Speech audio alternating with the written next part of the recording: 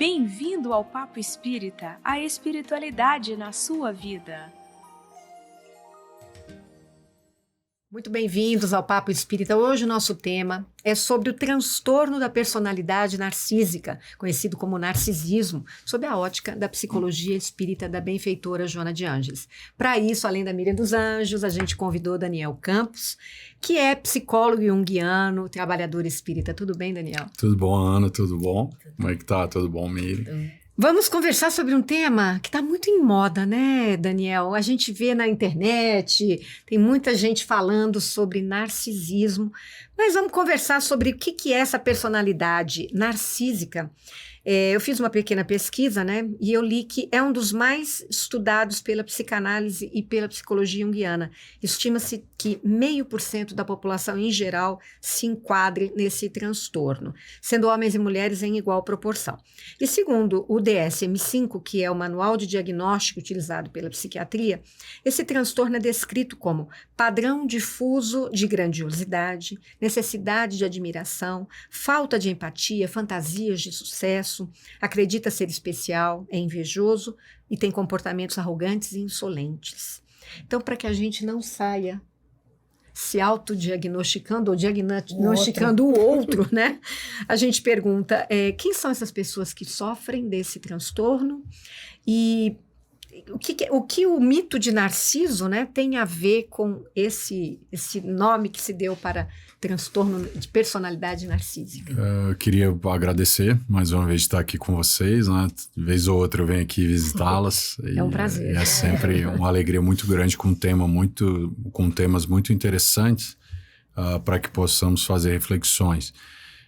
Eu acho que para que nós possamos começar a pensar o narcisismo, é interessante a gente tentar separar o que é transtorno e o que é o movimento narcísico da vida. Né? Porque quando a gente fala do transtorno de personalidade, nós estamos falando de uma personalidade que se cristalizou com aquela realidade. Mas existe um movimento narcísico da vida, de formação da personalidade, que ele não necessariamente é um transtorno, é patológico. Né? O início da nossa vida precisa do narcisismo para estabelecer as fronteiras do eu. Né? Uma criança, quando ela vai se desenvolvendo, ela refere-se a si mesmo não através da ideia de eu. Né? Ela vê como um outro lá fora, ela não tem essa identificação desse não eu, e ela ainda não sabe usar a função reflexiva da psique, não é que não sabe porque ela está em desenvolvimento, né, naquela personalidade em formação. Então o narcisismo ele surge numa primeira imagem como um processo de desenvolvimento da personalidade, que não tem como evitar, todos nós passamos por ele. Isso já começa a clarear um pouco a ideia caminhando na direção da psicopatologia ou do transtorno, e nessa questão do diagnóstico que você trouxe. Toda vez que a gente olha para as psicopatologias no geral, se nós formos olhar para esses manuais, nós vamos nos assustar, porque fala, nossa, eu tenho isso, eu tenho isso. Eu tenho tudo. Se identifica logo, né? Mas o que é a doença? É o exagero de funções normais, que todos nós temos. Né? Todos nós temos fantasia, mas se a fantasia fica tão intensa que ela, ao ponto de sobrepor a realidade, aí eu fico esquizofrênico.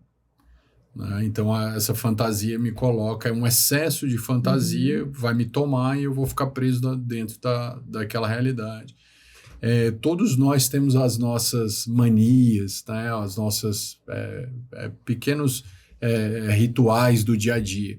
Mas se esses rituais ficarem ao ponto de prejudicar a nossa vida social, a nossa capacidade de amar, aí nós transformamos a nossa realidade com tintas bastante neuróticas, que você começa a ficar muito rígido. Aquele ego vai empobrecendo dentro daquela realidade. Mas tudo isso vem de funções normais do nosso cotidiano. Quando nós começamos a olhar a ideia do narcisismo, então nós temos a ideia do narcisismo como um processo de desenvolvimento, da formação da personalidade. A criança, todos nós enquanto criança, vamos utilizar, eu não sou psicanalista e não tenho esse lugar de sabedoria para me apropriar de uma fala psicanalítica, mas o Freud traz ele chamou isso de narcisismo primário, que é essa ideia de eu começar a estabelecer as fronteiras do eu. Quando eu pergunto para você qual é a sua profissão, o que é que você faz, então o eu está sempre lá. Eu trabalho na comunhão espírita, eu sou palestrante, ou eu sou apresentadora, o eu é o referencial. A criança não tem isso. Eu lembro quando meu pai já faleceu quando eu tinha 8 anos, ele faleceu de acidente de carro. Eu tive ali a primeira infância, o contato com ele. Eu lembro que uma vez nós estávamos numa festa de família, eu era bastante criança, ficou bem marcado para mim, porque como eu tive um período curto de convivência com ele, eu lembro que nós estávamos indo para casa, a gente estava em uma cidade mais afastada de Brasília, visitando um tio, e ele começou a colocar as malas para que nós pudéssemos ir embora para casa. E, de repente, naquele momento, eu tive um insight, quando criança, que eu podia escutar os meus próprios pensamentos. Aí eu corri para ele e falei, pai, parece que tem alguém que fala dentro da minha cabeça. Eu consigo... Aí, no pensamento mágico da criança, eu pensava e achava que ele estava ouvindo. Aí falava, olha só o que é que eu faço, né? Encantado com a minha capacidade de pensar e ouvir os meus próprios pensamentos. Aí começa a surgir... Esse é o narcisismo. É quando eu começo, o narcisismo não patológico, quando eu começo a olhar os meus próprios reflexos, como no mito, né? Onde o que eu penso, eu olho aquele espelho e o meu eu vai se formando. O Emmanuel tem até uma passagem profundíssima no Pensamento e Vida, onde ele vai falar sobre os reflexos da alma, né? Tudo que a gente pensa gera um reflexo. E quando eu vitalizo muito esses reflexos, eles viram uma personalidade dentro de mim, ganha uma vida, uma ilha de consciência. Então, o narcisismo como processo de desenvolvimento, ele surge da formação desse ego, desse eu, que ele vai se organizando. À medida que o indivíduo avança no processo de desenvolvimento, surge aí nós começamos a caminhar na direção do patológico, que nós começamos a namorar, o corpo vai formando, passamos pelas alterações hormonais, os complexos de inferioridade, de superioridade que nós enfrentamos ao longo do nosso desenvolvimento. Então, nas relações, nós começamos a usar o narcisismo como uma defesa. Então, ele surge agora como uma segunda versão, como um processo regressivo, um mecanismo de defesa. Então, eu termino um namoro, aí eu faço aquela dor de cotovelo, vou lá para dentro, acho que eu sou a única pessoa do mundo que se separou na vida, que o centro do universo é o meu namoro, é onde eu falo sobre aquilo. Então, o meu eu a minha dor passa a ser o centro da vida. E isso já é um segundo movimento narcísico, onde nós falamos aí de um processo regressivo da libido, ou da energia espiritual, onde esse ego, ele não se vê enquanto espírito dentro dessa realidade, onde esse ego acha que é o próprio espírito, sendo que ele não se vê como um pedaço da sua totalidade. Numa fala mais junguiana. Então começam a surgir os conflitos de natureza narcísica como um mecanismo de defesa para lidar com frustrações, com dores. Eu acho que a minha dor é mais importante, eu tenho uma autopiedade, então eu falo o tempo inteiro daquilo, aí começa até às vezes ficar inconveniente, né? Aí você vai jantar e fala de você, fala da tua dor e fica preso naquele discurso narcísico. Sempre nas suas imagens, os seus reflexos, na sua própria dor, como aquela imagem que te atrai hipnoticamente para aquilo. Então, nós temos uma segunda imagem do narcisismo dentro dessa realidade. Quando esse movimento defensivo, né, ou esse movimento regressivo, que Freud chamou de narcisismo secundário, né, um segundo movimento do uso dessa movimento da libido, dessa psicodinâmica, e isso vai se cristalizando, aí nós vamos caminhando na direção do que nós chamamos de transtorno, né, que é essa ideia. Então, até agora, 3 movimentos, né, o desenvolvimento, um mecanismo de defesa, uma dinâmica da libido num processo regressivo, cristalizou, aí vira o que você colocou na pergunta, um transtorno. Mas há um quarto, que é esse que a Joana, inclusive, ela dá que é um narcisismo coletivo da sociedade. Ela vai trazer uma ideia de uma sociedade narcísica. Ela vai falar de tempos narcísicos, né? De um movimento já, que aí a gente já tem um olhar filosófico dela, e até mais próximo do Jung, onde ele vai trazer esse narcisismo como um movimento da persona, né? Da máscara social. Esse narcisismo da rede social, narcisismo da exaltação do corpo, da sensação, do dar mais valor para fora do que as reais necessidades do espírito, onde essa sociedade fomenta esse narcisismo como uma proposta de felicidade. Então, é uma dinâmica de desenvolvimento, um processo regressivo, uma psicopatologia e uma sociedade narcisa. Você está falando, estou aqui pensando, Daniel. Se todos nós, na fase da infância, passamos, né, experimentamos o início desse processo, até o ponto em que ele torna narcísico, né, patológico, melhor dizendo, patológico, isso é uma expressão do próprio espírito. Isso é também expressão do espírito, mas também uma influência do meio onde essa criança está sendo, entre aspas, moldada.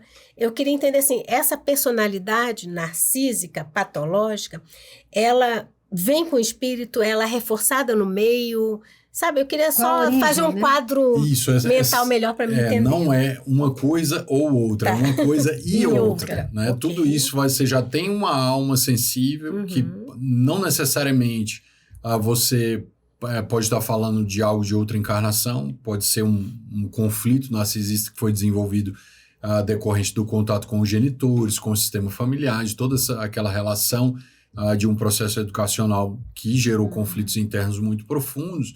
Mas nós podemos falar também dos transtornos que podem levar ao narcisismo decorrente das reencarnações.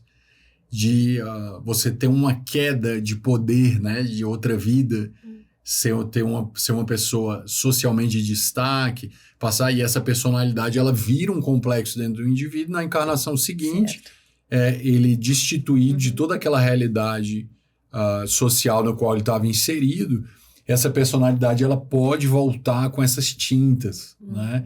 Com essa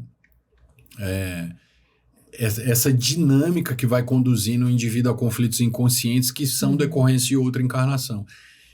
Se você já traz essas matrizes, a chance de você patologizar é muito maior, né? Se você não tem recursos psicológicos internos, se você não tem interesse na sua vida psicológica, você pode caminhar na direção de uma patologia. Quando nós falamos de um transtorno de personalidade, muitas vezes é uma doença, são as doenças mais graves, né, dos quadros psicopatológicos, porque muitas vezes a gente consegue reduzir crises, consegue ter uma administração dessa realidade, mas a alma já está rachada, ela já passa por um processo que muitas vezes vai precisar de uma outra encarnação para resetar aquela realidade emocional e a pessoa recomeçar diante daquele, né, dentro daquela experiência emocional muito grave que experimenta. Então, vai depender de vários fatores, mas eles se somam, né? Eles se somam.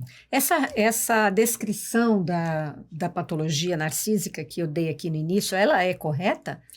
É isso mesmo. Isso. Quando você fala de um manual como o DSM-5, né? Aqui a gente tem no Brasil o CID, né? Que é usado pela medicina. Nós estamos falando de um quadro reducionista no nível de sintoma. Né? Então, isso é um modelo muito ligado a um modelo médico que descreve sintomas, que olha e que, obviamente, tem o seu valor notório para o tratamento das pessoas, porque vai organizar as medicações, todo o processo que é necessário. E diagnóstico também, diagnóstico, né? Que é extremamente necessário. Mas a psicologia ela não fica adstrita à retirada de sintomas ou à descrição de sintomas. Em psicologia, nós olhamos para todo esse processo num olhar mais que nós chamamos de psicodinâmico, que é como essa energia se movimenta para gerar o sintoma. A medicina, ela cuida do sintoma e eu estou com uma dor de cabeça, eu vou dar um remédio, ou ela vai buscar no cérebro essa função. Né? Como nós estamos aqui falando num contexto espírita, né? A psicologia ela vai olhar para o espírito, embora muitas vezes ela não entenda que ela está olhando para o espírito, mas a psicologia é a ciência da alma. Né? Então, ela vai olhar aquela realidade. É tanto que a Joana fala que o Jung conseguiu chegar muito próximo da realidade espiritual. O Divaldo já falou isso, que a obra do Jung é uma contribuição para o espiritismo, quando ela é bem estudada, bem conectada. O Freud teve uma participação também muito importante no processo de conhecimento da alma. Todas as teorias da psicologia têm, mas muitas acreditam que um pedaço da verdade é a verdade, né? Então, isso acaba se perdendo no materialismo. Mas todas essas frentes psicológicas, as escolas e os paradigmas trouxeram contribuição. Quando você olha para esses sintomas, que são relatados, eles estão corretos no nível sintomático, né? Quem faz um quadro de transtorno, esses sintomas são sempre presentes na personalidade da pessoa, porque ele tem um quadro agudo, que você, por exemplo, eu estou aqui com você, e eu com vocês podem estar, eu ou vocês, né, estarem passando por alguma crise, estar fazendo uma agudização depressiva, um momento mais depressivo, pode até ter uma experiência mística mais psicótica, que não necessariamente é uma psicose, lembrar de uma encarnação, ter uma desorganização por essa informação vir, então você tem uma agudização do processo, onde a libido se movimenta, ela libera aquela grande quantidade de energia para o ego elaborar e faz uma agudização que pode ser uma psicopatologia ou uma experiência mística, como a Joana gosta de dizer. Geralmente se torna místico para quem está fazendo autoconhecimento. Então é muito pouco provável que você vá fazer autoconhecimento e não vá ter uma experiência desorganizadora em algum momento. Passar por uma depressão, né? Mas e todos esses processos como uma agudização transformadora. Né? Então, e temporária, né? E temporária. Sim. Quando nós falamos de transtorno da personalidade, nós estamos falando de um crônico. Não é um agudo mais, é um crônico. E que eu vou tentar, de todas as formas, tentar deixar a pessoa estável para que ela possa conviver com aquela situação com maior qualidade de vida possível, entendendo o quadro dela, para ela não se prejudicar mais ainda espiritualmente e não se comprometer também com outros indivíduos, e ela tentar uma estabilização. Pode falar, não tem cura. Não tem como afirmar isso. A alma, é um universo infinito. Existe uma possibilidade. Normalmente não se chega a um quadro, nossa, sair lá totalmente, né, curado. Existe a possibilidade? Existe. A gente vê, por exemplo, no filme Nis, da Nis, né? Nis no Coração da Loucura, nós tínhamos esquizofrênicos graves que viraram artistas. Sim. Através de um processo de arte-terapia e se curaram. Ou seja, ali nós estamos falando de um transtorno de personalidade, né? Psicótico, grave, eram transtornos gravíssimos. E curou, né? Então, dentro de um aspecto da ciência, não se fala tanto em algo curativo, mas que vai levar qualidade de vida e estabilidade. Mas quando nós falamos em termos espirituais, com os recursos que nós temos hoje, é possível buscar, assim, essa realidade com a maneira bastante profunda com o que é oferecido hoje. Então, o transtorno é isso, é o crônico. Estou aqui pensando na dificuldade, né? Estou aqui imaginando que talvez eu fosse a narcísica, né? Estou viajando, tá bom? Com essa dificuldade enorme de olhar o outro, porque eu não tenho empatia, né? Tá dizendo? Então, sou eu. E você me olhando como terapeuta, deve estar falando, não, ela é narcísica mesmo. Mas... Brincadeira. Está diagnosticada. Mas, Daniel, como lidar com essa pessoa, sabe? Porque eu tenho um convívio familiar, às vezes eu tenho um relacionamento no qual eu constituí uma família. Como é os outros que estão de fora lidar com essa pessoa, né? Que tem essa dificuldade, né, de olhar o outro, né, e sensibilizar-se com o outro, ou eu estou fazendo uma colocação assim bem errada? Seria muito... não existe uma proposta de eu ir me interagir socialmente na ânsia de curar pessoas, sejam elas familiares ou não. Vai depender da minha posição no sistema. Se você é mãe e tem um filho doente, você tem um investimento de energia nessa pessoa totalmente diferente de mim, que sou primo. Você concorda comigo? Sim. É totalmente diferente. Tem laços espirituais ali bem... os órgãos da família são estruturados por um motivo. Mas é uma construção difícil ali, né? A convivência... Existem aspectos reencarnatórios e tudo. Dentro dessa lógica, né, eu não recomendaria, a depender do teu posicionamento em relação à pessoa doente, a gente não ficar nessa busca de curar o outro. Né? Isso ser feito a partir de um lugar de eu vou salvar essa pessoa. Né? Isso pode dar um caminho que não é... Talvez é o primeiro impulso, né? Exato. E às vezes até um narcisismo, né? Sim, também. De querer estar... O doente, ele tem que querer, né? Ele precisa reconhecer esse lugar e querer fazer esse movimento de alma. Nós podemos incentivar e tudo. Mas eu acho que o mais, no meu ponto de vista, né? Claro que em termos de alma, a gente nunca tem uma receita, né? Um remedinho e faça isso. Não funciona assim. Mas a depender do teu grau de envolvimento com essas pessoas, é importante se tratar, se cuidar, para saber filtrar essa doença que chega para ti. Porque as pessoas doentes, a depender do tipo de doença, em especial o narcisismo, elas tendem a tirar o pior de nós. O nosso lado mais sombrio, que todos nós temos. E quando nós compreendemos isso a partir de uma lógica de amor, de se autotratar, né, de se cuidar nos pontos da nossa alma, nós damos também a chance para o outro, no ritmo dele, buscar essa realidade. É claro que, então eu não estou nem aí para ninguém, não, aí seria um narcisismo grave, né, dessa realidade, mas é achar a medida certa das relações, é a maior sabedoria da vida. Porque muita gente, eu vejo em comentários a respeito, né, na internet, minha mãe, eu lido com uma mãe narcisista. E a pessoa está claramente adoecidíssima, porque imagino como seja ter uma mãe que talvez não olhe tanto para você e fique olhando mais para si. Eu não sei exatamente essa relação, né? Mas eu sei que aquela família está adoecida, não é isso que você quer dizer? E que aquelas pessoas têm que se tratar. Sim, o sistema, ele é adoecedor, né? E adoece também. A família é uma alma, né, dentro dessa realidade.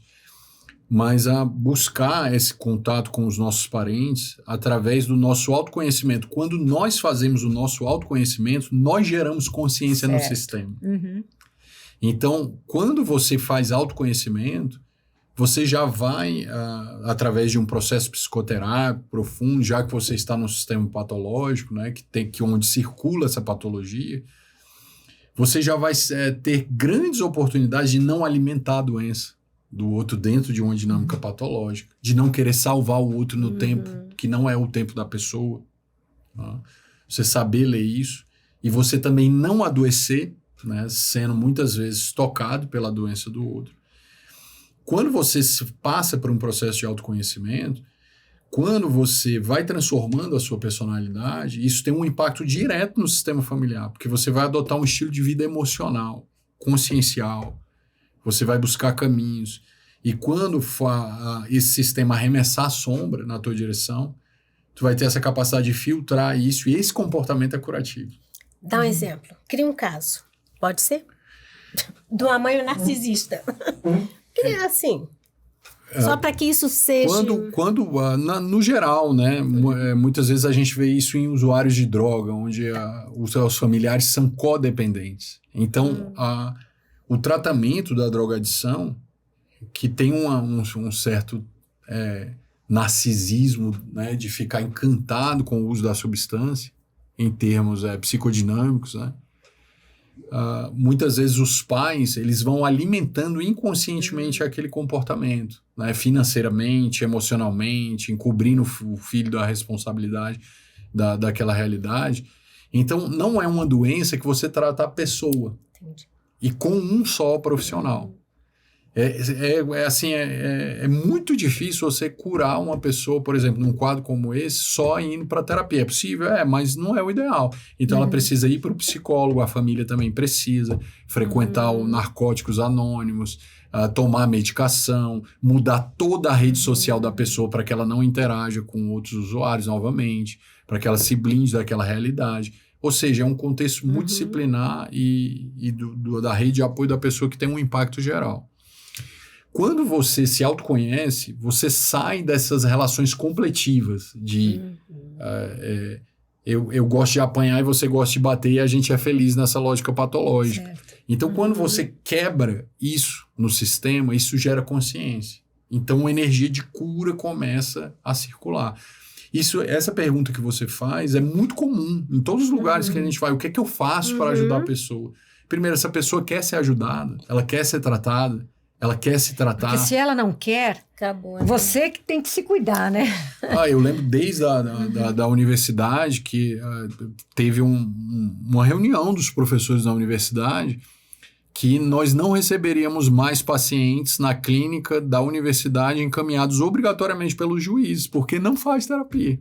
Você pegar um criminoso, alguém que tinha violência doméstica, e judicialmente a pessoa era obrigada a fazer terapia. A universidade não recebia mais, porque a pessoa não quer fazer o processo. Então, esse processo ele tem que ser de alma, ele tem que estar ali. Só que quando eu olho para essa realidade, aquilo vai me alcançar e pode me ferir ou me tragar lá para dentro também numa dinâmica patológica. Então eu preciso criar uma distância sábia para que eu possa interagir com essa doença familiar. Muitas vezes tendo um afastamento relativo, em alguns casos tão terríveis, se afastar mesmo, né? Pais terríveis, situações extremamente terríveis, não tem o que fazer. A Joana fala que às vezes são casos insuportáveis. Então, realmente precisa se afastar para não gerar um karma maior. E lidar com a culpa, né? Exato, mas quando você tem começa a desenvolver esse autoconhecimento em termos emocionais, a sombra que é arremessada na tua direção, você vai começar a entrar numa lógica, que é o nosso contexto aqui, do Evangelho de Jesus. Então, você vai estar à disposição quando essa dor estiver aberta e for real. Mas, ao mesmo tempo, tu não vai alimentar a crise patológica do sistema. Certo. Então, fica um posicionamento maduro. Você não precisa fazer discurso, pegar a pessoa pela orelha, querer levar ela no psiquiatra. Você vai entender o momento e até de ter um suporte emocional, de ver o outro sucumbir. Porque, às vezes, não tem o que fazer. Sim. E quando você olha para aquilo, isso dá em casos de alcoolismo, em casos de violência, em N situações, onde a gente não tem o que fazer. E o próprio André Luiz fala isso, né, que não se tratando mais de uma criança, né, os nossos recursos são a oração. Se você não tem uma psicologia amadurecida e você está dentro de um sistema onde você tem uma sombra muito grande, onde você tem quadros psiquiátricos e patológicos, aquilo chega para você e muitas vezes nos fere, nos machuca dentro do sistema. Se você não faz o teu processo de autoconhecimento, do mergulho interno, você não vai conseguir orar por essas pessoas, que já é o processo de cura do sistema familiar como um todo. Você não vai conseguir passar por cima da patologia da pessoa, passar por cima não no sentido de atropelar, mas de integrar o que a pessoa causa em você e nas pessoas da família, sem fazer alianças, né?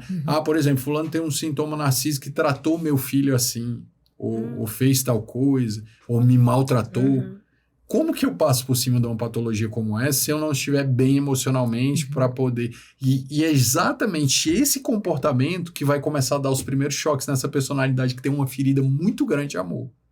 Nossa, eu ia chegar aí. O que tem de fundo nesse espírito que passa por esses transtornos? Porque sempre tem uma questão moral, né? Por Então, trás.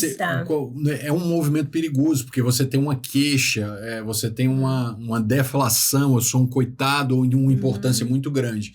Então, se você é cego... É um ou outro. Ou muito importante, ou bem... Ou muito para cima ou muito para baixo. Na realidade, ele está compensando essa inferioridade, né? Numa falsa personalidade. Sempre é uma inferioridade, né?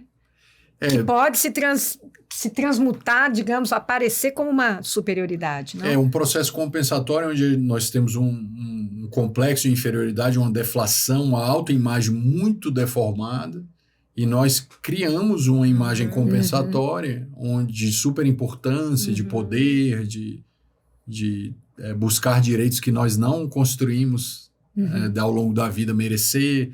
Então, o narcisista ele tem essa lógica distorcida que é bem típica da criança ferida. Né? A Joana vai falar isso da afetividade conflitiva, as primeiras fases do narcisismo, onde o ego nasce, quando ele sofre traumas, aí ele se prolonga essa criança machucada, gerando os processos defensivos e psicopatológicos. Certo. Quando eu interajo com uma pessoa, no nosso caso, que nós estamos conversando do narcisismo, e você está cego para aquela realidade do sistema e da patologia, ou você alimenta essa situação de grandeza, ou você vai querer carregar no colo nesse movimento coitado e vai fazer isso oscilando, às vezes até. Né? Então, minha filha é super inteligente, então você alimenta toda uma imagem que na realidade são projeções, às vezes os próprios pais dentro daquela realidade, e vai vivendo aquilo. Quando você faz o processo de conexão consigo, você evita de entrar nessa dinâmica. Seja o parente que for, é claro que as relações do genitor com os filhos são muito mais difíceis, né? Porque é um jogo de projeções muito mais severo ali. Mas dentro do sistema, quando eu consigo estar no sistema sem perder a minha personalidade e consigo viver o Evangelho de Jesus, ali eu começo a curar. Então, não é bem pegar o outro e, eu vou lá levar no médico. Isso é um detalhe que pode acontecer e é importante.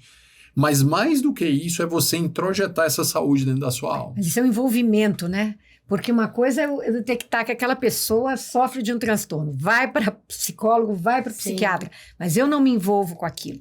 E aí eu trato aquela pessoa como um doente, né? E é uma maneira. Ajudando. E é uma maneira, muitas vezes, como chega em certas situações, que é uma maneira até de se livrar de tão insuportável que fica, né, a relação.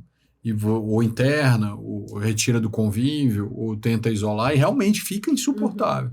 E se você não tem esses recursos morais que passam pela proposta espírita de autoconhecimento, de mergulho interior, de uma prática emocional profunda de conexão consigo, essas relações elas nos intoxicam, levam a processo de adoecimento e isso vai ficar se retroalimentando dentro do sistema familiar.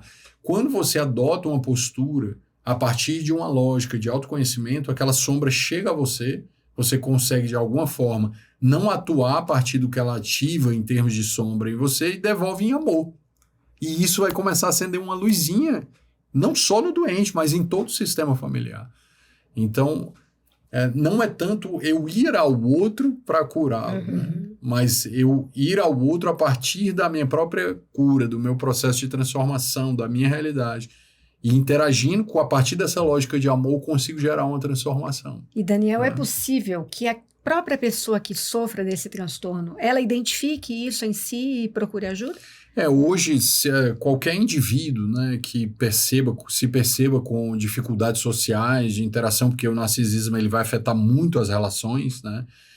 O narcisista ele precisa dessas relações para ele se nutrir, mas elas são sempre muito conturbadas com todos os sintomas que você descreveu, né, com todos os excessos e todos os processos que ocorrem no transtorno.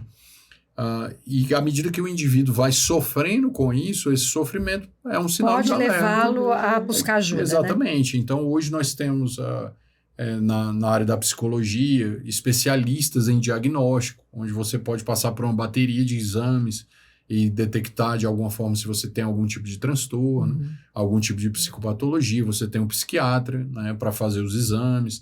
Tem a parte até de genética, né, onde você pode ver uma tendência familiar a essas doenças. Então, tem muito recurso. E a Joana fala exatamente isso, né? O indivíduo precisa ter interesse na sua vida emocional.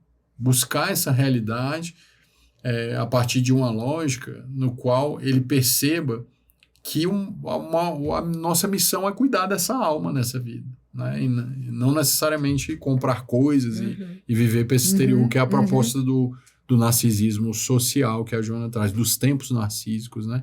Então, qualquer não só o transtorno narcisista, né? Percebeu que existe um sofrimento psíquico nas interações ou em desadaptação. Se o indivíduo tiver um interesse realmente genuíno de se transformar, tem os recursos, né, para que o indivíduo busque essa realidade. Agora, essa questão está muito banalizada nas redes sociais, por exemplo. Você citou aqui questão de coaches que começam a falar sobre isso. E aí está todo mundo... então eu tenho uma mãe narcísica. Identifica o outro, né? Exato. É difícil alguém falar, eu sou narcisista, né? Como que a gente deve lidar com esse tipo de informação, Daniel, que chega para a gente o tempo inteiro? Hoje, nós vivemos a geração que era para ser da informação, está sendo da desinformação. É tudo muito complicado, tudo que a gente recebe pela internet. Buscar sempre uma fala, não por uma questão narcísica, né, da persona do diploma, mas buscar falas onde você perceba que há um direcionamento para a área, uma pessoa especialista naquela área, sem qualquer demérito às outras profissões.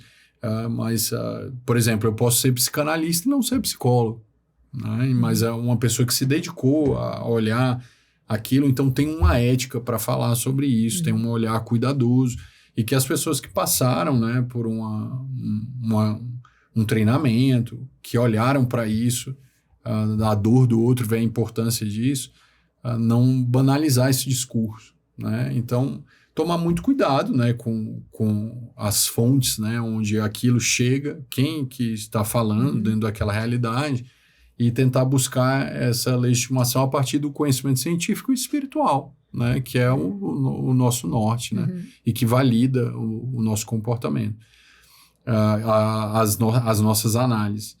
E à medida que o indivíduo compreende isso, a tendência é surgir uma lógica de amor, né?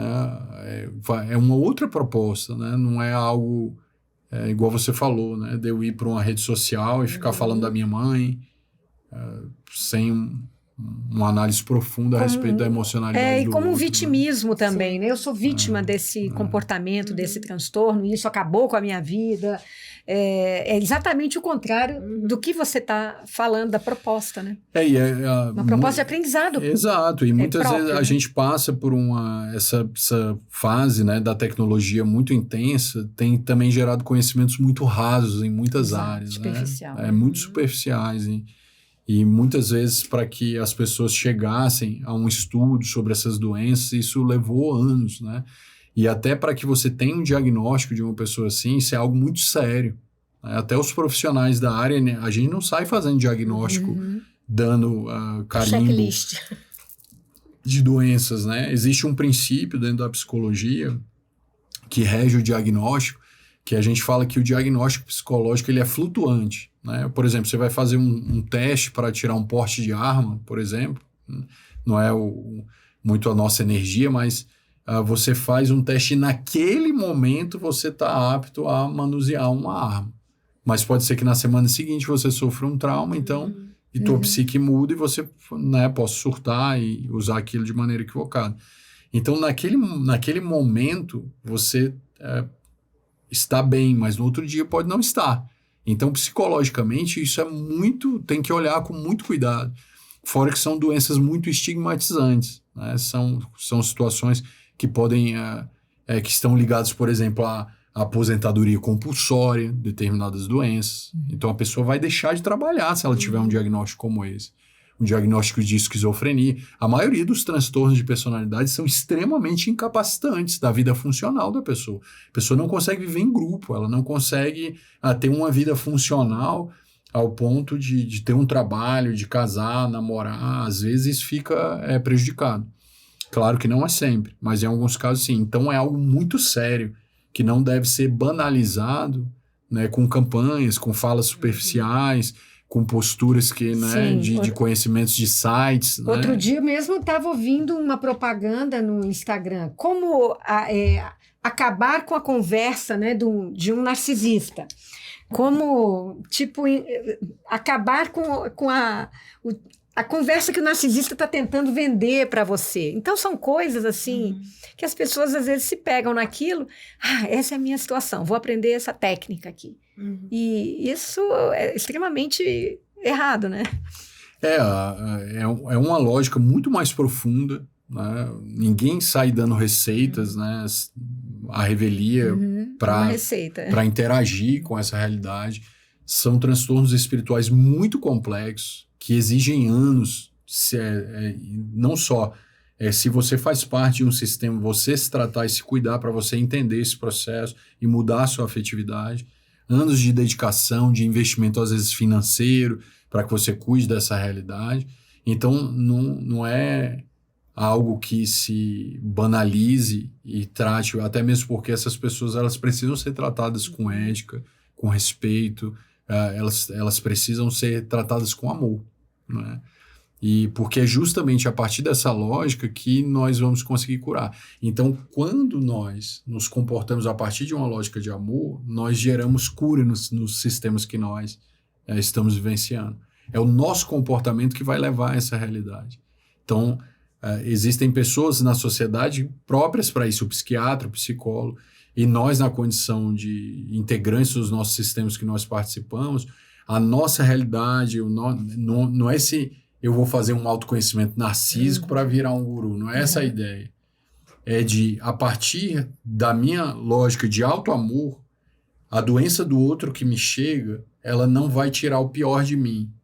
E eu consigo decodificar o que ela me entrega de sombra e devolver em amor, e a partir disso eu ajudo a curar essa pessoa. Ou seja, o Evangelho de Jesus. Olha, já está dando nosso tempo, mas queria só resgatar uma fala que você trouxe da Joana, numa última etapa, entre aspas, que você falou do coletivo narcísico. Se nós estamos inseridos num coletivo narcísico, esse autoamor, isso tudo vai fazer com que a gente consiga estar nesse sistema sem fazer parte desse sistema?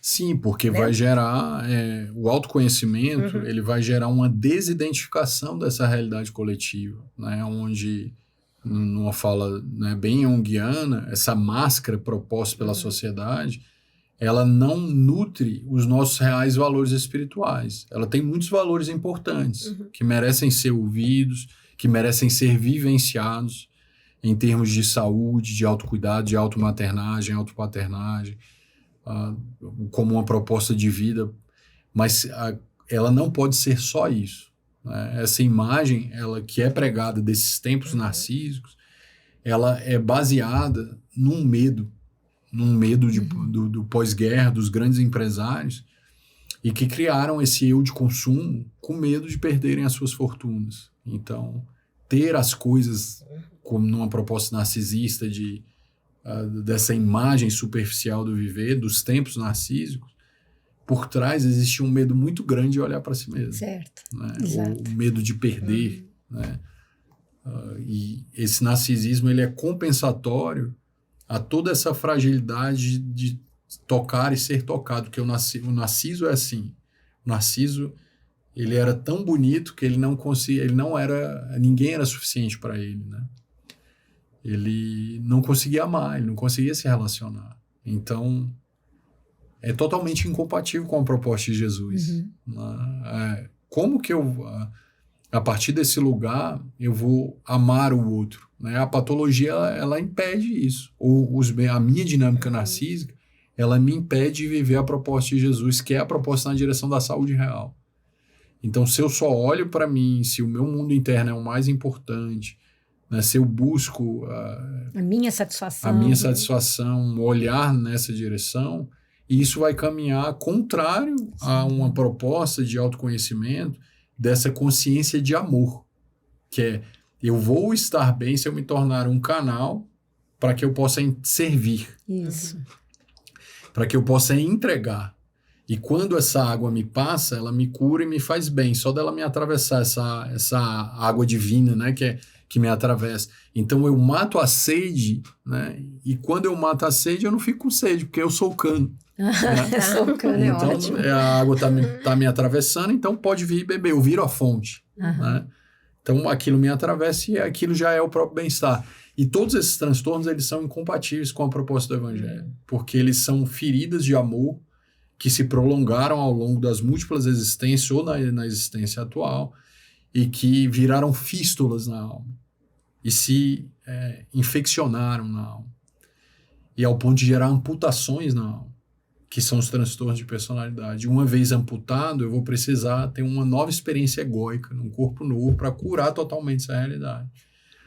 Mas se eu já identifico, o quanto antes eu vivo essa realidade amorosa, o quanto antes eu estou promovendo a minha cura. Eu não posso esperar a próxima encarnação, tem que ser para hoje. Joana fala isso.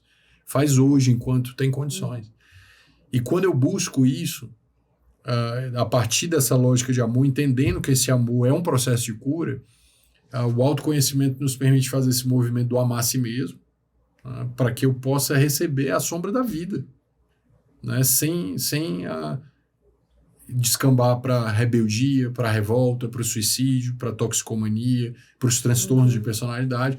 Quando isso chega para mim, o meu ego consegue receber isso e reagir não a partir dos núcleos mais primitivos, mas suavizando, luarizando a partir dessa lógica de amor, que isso é uma conquista. E não tem como fazer isso de improviso. Então, mais do que buscar curar o outro, vamos nos preocupar a fazer, não como um processo narcísico, mas o processo de me curar para servir. Essa é a maior realidade. Isso é, no meu ponto de vista, o maior ponto de transformação. Porque os tempos narcísicos da coletividade, eles são marcados pelo egoísmo. Eles são marcados pela exclusão. Se eu não tenho corpo, se eu não tenho a roupa, se eu não frequento aquele ambiente, eu não faço parte daquela imagem que a sociedade prega, e eu não só não faço parte, eu não posso fazer parte daquele contexto, como Eu excluo, né? não sou olhado também por não ter essas características, e o que eu tenho como ser humano não tem valor para essa sociedade. Inclusive, se eu tocar nessas coisas não tendo valor, eu vou contaminar essas coisas. As grandes marcas fazem isso, né? Elas jogam objetos fora, perfume, comidas caras e tudo, porque se essa marca aparecer doando isso e alguém de uma classe mais baixa utilizando, a marca... Ela deixa de ser exclusiva. Ela deixa de ser exclusiva. Então, eu preciso ser egoísta ao ponto de eu pegar objetos, bens que poderiam estar beneficiando a sociedade, para que eu possa manter uma imagem narcísica, né, e deixar aqueles que não se enquadram naquela imagem num sofrimento social de exclusão, e que esse indivíduo vai voltar. Ele vai voltar em violência, ele vai voltar em assassinato, em roubo, porque quando o indivíduo vai às raízes dessa realidade, ele pode... a Joana fala, né, que a escassez material ela leva o indivíduo à loucura.